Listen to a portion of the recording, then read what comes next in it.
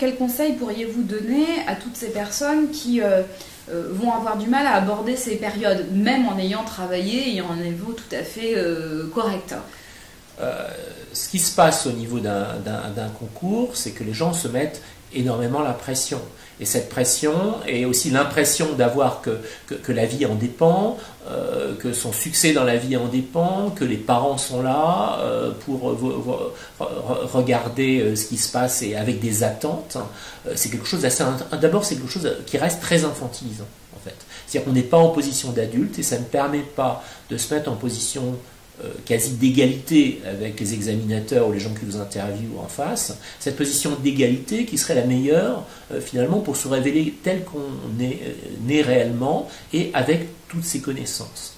Donc ce qu'il faudrait idéalement, c'est d'atteindre cette position d'égalité, ce qui est difficile pour ces jeunes. Tout ce que l'on pourrait conseiller, c'est peut-être de se reposer avant, de prendre des techniques peut-être un petit peu de relaxation. Enfin, c'est peut-être pas la peine à cet âge-là, mais peut-être d'aller dans des loisirs qui reposent avant et d'avoir plus confiance dans le travail qui a été fait dans les années, les mois de préparation avant. C'est pas ce moment-là, de toute façon, qui est un moment de stress où ils peuvent incorporer plus de données. Avoir plus de données dans le crâne, puisque le stress, on sait, affecte la mémoire et la concentration.